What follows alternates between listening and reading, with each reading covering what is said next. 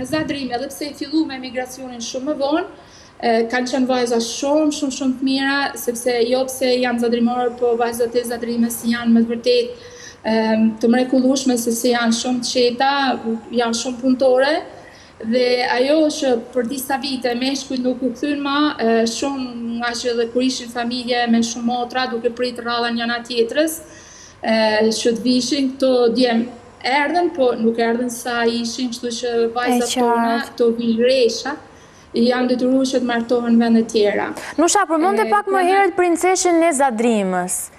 Çfarë personifikon te kjo figurë?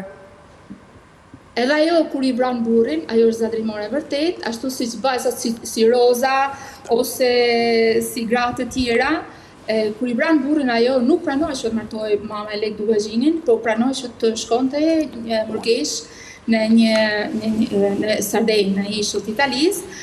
Unë po luftoj, kam gjetë edhe vendin edhe Murgeshat, por për arsye se ata nuk duan mass mediat, nuk duan publicitet, po më zvarrisin, sepse kjo princesh, tha kur të vdes, është vajza e Lek Dushmanit, kjo që shohim në fotografi, princesha e Zadrimës, ku shkruan historia e Shqipërisë e njeh si rast, ku i thonë Helena e Trojës, kjo është Helena Trojës, nuk ishte Helena Trojës, sepse Lek Dugazhini, Lek Zaharia i kishin principatat kufi me njëri tjetrin dhe gjithmonë luftrat janë bërë për zgjerimin e principatave. Lek Dugazhini donte një dalje në det në Velipoj ose në Shëngjin, dhe atëherë janë ngatruar, thotë Marlin Barleti dhe historia, për Jerinën e Zadrimës, e cila zgjodhi të kishte zadrimorin tjetër, i cili ishte Lek Zaharia, nuk donte Lek Dugazhinin e Pukës, po donte Lekën tjetër të asaj.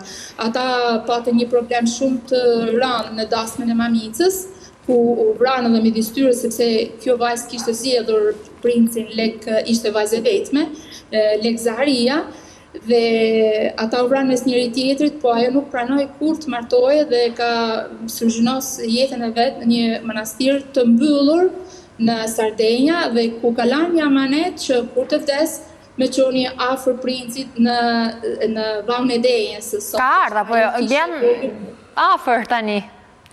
Apo nuk dihet? Jo, nuk i kena sjell akoma, sepse Murgeshat po na hapin probleme se nuk duan publicitet, nuk duan mass media, por besoj mendimin e Peshvi dhe mendimin e pritërive do ta sjellim këtë vjeshnesh të Zadrimës, këtë princesh, cila ka shkruajtur edhe Ironin Derada, princesha e Topijave, është pikërisht ose princesha e Zadrimës është Jerina Dushmani, kjo vajzë që kur vra i fejure ashtu si që kanë pama dhe me shindra vajzat tjera zadrimore që kur kanë vra të fejumin nuk kanë martu asnjëherë.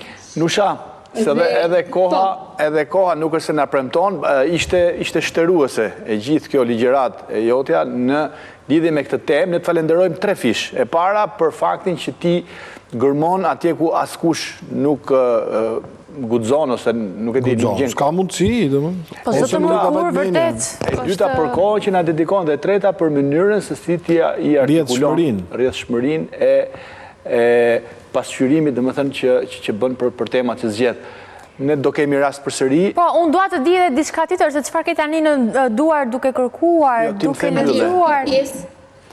Kjo pjesë, 2 sekonda, kjo pjesë është e librit Sputat e shpirtit zadrimor. Sepse ne kemi, e cila do vi me të do vi në janar, janë pjesë nga arkivat e Vatikanit të lidhura, që unë i kam pa atje edhe pse jetoj për çdo ditë, sepse shpeshherë kur jeton brenda nuk kupton se është diçka e veçantë që një zonë tjetër se ka. Pastaj do kemi pjesë nga Elbasani, si jam nuse Elbasanit, dhe nuk harroj çamrin atje.